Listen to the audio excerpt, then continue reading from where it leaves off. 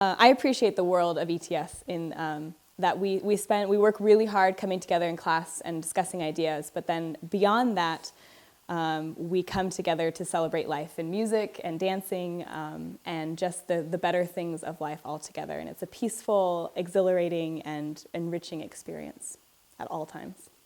There is a photograph of us with three, actually. Myself, I think Caleb Davenport, and yourself racing at Olympus. We had organized a little foot race along the regional Olympic 'Cause what else would you do in Olympia? And I have a competitive nature, but such things are enhanced when you're trying to impress someone. And apparently you were already standing at the finish line watching me and Caleb crossing a piece of marble down there, and you're in the background looking at us. I was impressed. It's true. I can't remember who won that race. I did. By and a I lot. have the photograph. we got a photo down the line, so we got him. I think you're a stride ahead of him.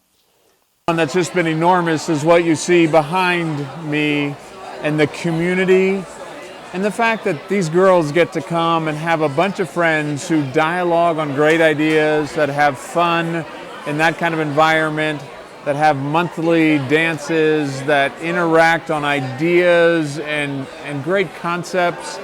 It has just been enormous in terms of that sense of community. One thing I cherish actually the most about GBT is the culture that the Henricks family have created here. I mean, it's amazing to come into a space and have a place that's pure and wholesome and just a platform for you to learn and grow and develop relationships with other people who are also equally eager to learn and grow. And to see the families where it's not just the students, but it's the parents and the grandparents and the younger siblings and the balls. I loved the Christmas and the summer balls. And the friendships that I have made, I think, are very special in the fact that I don't just happen to know an individual, but I know a family and I know their story. And I still know and cherish all of the relationships that I've developed, and I'm really grateful for that.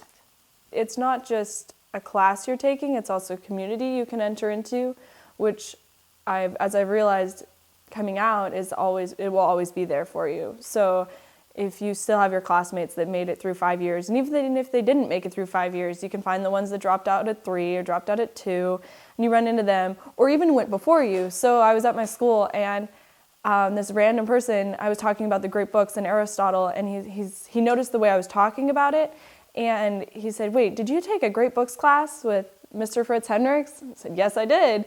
And he was from North Carolina, and he was 2 years older than me, and we still could connect on that level.